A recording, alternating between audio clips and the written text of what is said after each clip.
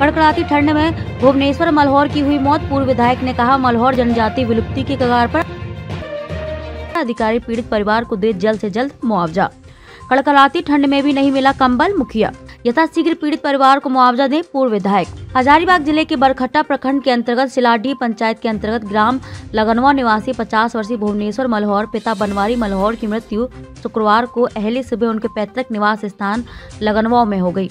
परिजनों ने बताया कि ठंड से भुवनेश्वर मल्होर की मृत्यु हुई है। यहाँ लगभग 30 परिवार मल्होर जाति की निवास करते हैं, लेकिन अब तक लोगों को सरकारी सुविधा से वंचित रखा गया है।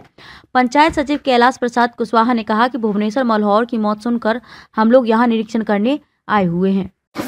क्या आपका नाम है? महादेव है। ये मल्हार। महादेव मल्होर। मल्हार। अच्छा। ये जो कल डेथ किए हैं कौन लगते हैं आपके?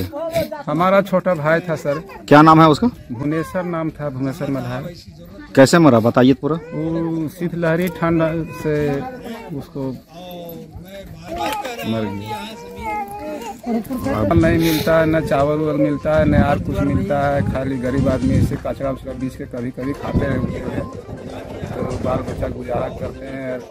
अभी तक कुछ चीज़ का व्यवस्था नहीं है, न पानी का है, न खाना जो मिलता था सो भी बंद करा दिया है। 2 महीना से भी बंद है खाना। आज लगनवा में मल्होर जनजाति का आप लोग निरीक्षण करने के लिए आए हैं, क्या कहेंगे, क्या घटना है मुख्य रूप से? मैं यही कहूँगा कि मैं अभी मल्होर टोला में हूँ और मल्होर टोला की व्यवस्था बहुत खराब है। यहाँ स्थिति बहुत खराब है। ठंड के कारण जो मर गया आदमी में मेरा, मैं चाहूँगा और नहीं मरे। ये लोगों को अविलंब जो है सो सारे चीज मुहैया करा जाए, अविलंब तुरंत।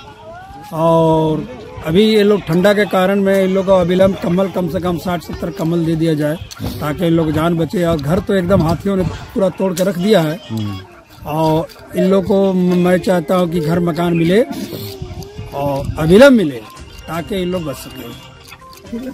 और हम लोगों की बहुत चीजों से पावर से वंचित कर दिया गया है। गांव की सरकार जरूर बोलते हैं, लेकिन हम लोग को सरकार से मांग है कि हम लोग को पावर दिया जाए और तुरंत अविलंब अगर किसी प्रकार का गलती हो सरकार का, अगर हम लोग चिट्ठी लिखे तो उस पर कार्रवाई हो और ऐसा पावर दे ताकि अभी देखिए घर टूट गया है, अभी हम लोगों ने लिखे तुरंत इसकी आवाज बननी चाहिए। ये पावर मिलना चाहिए। चापाकल पानी नहीं है, वहाँ पानी देने का व्यवस्था का पावर मिलना चाहिए हम लोगों को। ये सारे पावर अभी हम लोगों को सीज करके रखा है। मैं सरकार से चाहूंगा ये पावर उपलब्ध करावे पूर्व के जैसा, ताकि हम लोगों ने गरीबों को हर व्यवस्था उपलब्ध करा सके। बीते रात सिलाडीह पंचायत के लगनवा में मल्होर जनजाति का एक व्यक्ति का मौत हो गया है। आप लोग यहाँ निरीक्षण करने आए हैं, क्या पाया यहाँ, क्या कहेंगे इसके संबंध में? इस संबंध में कहना है कि हम पंचायत सचिव ये सिलाडीह पंचायत का है। हमारे मुखिया जी भी माननीय उपस्थित हैं, उप मुखिया भी उपस्थित हैं और ये पंचायत समिति सदस्य के प्रतिनिधि उपस्थित हैं। हमारे बीएफपी हैं, वार्ड सदस्य भी हैं। तो हमने यहाँ निरीक्षण करने हमको भेजा गया है विद्युत साहब की तरफ से कि जरा देखा जाए मौत कैसे हुआ है। तो यहाँ के लोगों से पूछताछ किया, एकदम खुला में ये सब बसे हुए हैं और घर का स्थिति सबका अच्छा नहीं है। एकदम खुला जगह में बसे हुए हैं। ठंड तो इधर 2-3 दिन से ज़्यादा ही था, पर उसका मृत्यु कैसे हुआ है? सिंगल फैमिली था, उसका पत्नी भी नहीं है न बेटा है कोई, अकेला था। 55-56 साल का उम्रदराज व्यक्ति था जिसका मृत्यु हुआ है। और हम लोग से जहाँ तक होगा उचित सुविधा इन लोगों को उपलब्ध कराने का प्रयास हम लोग कर रहे हैं। यही हम लोग का है। आज लगनवा में मल्हार जनजाति के आप लोग कंबल वितरण करने के लिए आए हुए हैं। बीते रात एक मल्हार ठंड के कारण मौत हो गया था, क्या कहेंगे इसके संबंध में? बरकट्टा प्रखंड के सिलाडीह पंचायत के लगनवा में बीते रात भुवनेश्वर मल्हार की मृत्यु ठंड लगने के कारण हो गई और बड़ा ही दुख का विषय है और दुख की बात है इस क्षेत्र के लिए, पूरे राज्य के लिए, कि जहां गरीबों असहायों की मौत ठंड के कारण हो रहा है और प्राकृतिक ने भी कई दिनों से ठंड का एक बढ़ा दिया है। ऐसे समय में प्रशासन को, राज्य सरकार को और स्थानीय प्रशासन को इससे गंभीरता लेना चाहिए। और जहां इस तरह से देखें झुग्गी झोपड़ी है ये मल्हार जाति का मल्होरिया जिसको हम लोग कहते हैं, यहाँ काफ़ी संख्या में लोग रहते हैं और इनका घर भी कुछ महीना पहले हाथियों के द्वारा तोड़ दिया गया, ध्वस्त कर दिया गया। कई मकान ऐसे हैं कि उनको रहने का जगह नहीं है, लोग बाहर में रहते हैं और इस ठंड में बाहर में रहना सोच सकते हैं कितने कठिन विषय और इतनी गरीबी है।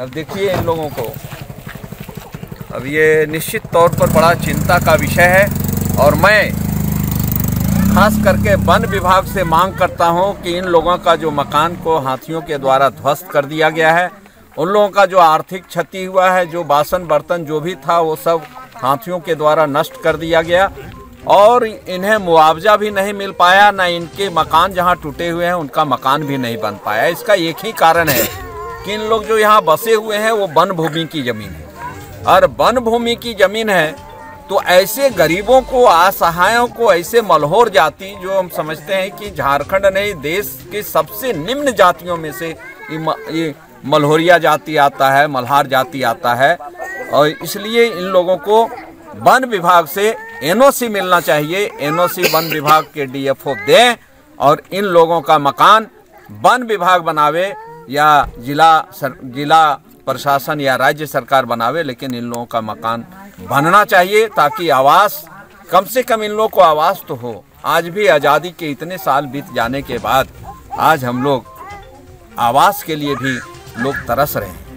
रोटी, कपड़ा और मकान की बात हुई थी, आज़ादी के समय ही लड़ाई चल रही थी कि रोटी, कपड़ा और मकान। यह राष्ट्रपिता महात्मा गांधी का भी सपना था कि जब देश आज़ाद होगा तो सारे लोगों को रोटी, कपड़ा और मकान होगा, लेकिन ना तो इनका